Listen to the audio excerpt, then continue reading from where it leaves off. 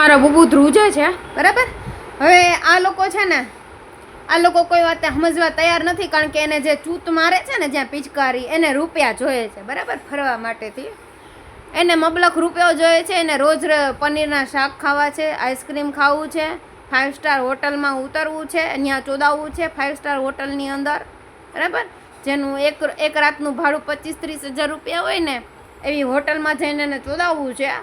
એટલે આ બધાય છે ને અહીંયા આ રંગદારી માંગે છે. આ બધાય જેવી રીતે સાપરમાં 2.5 કરોડ રૂપિયા લૂંટી લીધા ને, એવી રીતે મકાનની લૂંટફાટ ચાલુ કરવાની. વસ્તુ સેમ થઈ. તમે કેશ રોકડા રૂપિયા લૂંટી લ્યો કોકના, અને તમે કોકના મકાન પડાવી લ્યો, વસ્તુ તો સેમ જ થઈ બરાબર.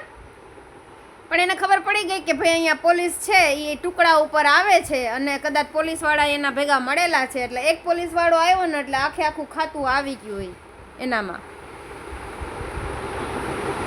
ઈડી ને ઇન્કમ ટેક્સ બધાય મારા માટે છે, આવા ભડવાઓ માટે નથી. ત્યાં 50-50 લાખમાં વેચાય છે ઇન્કમ ટેક્સના ઓફિસર અને ઈડીના ઓફિસર.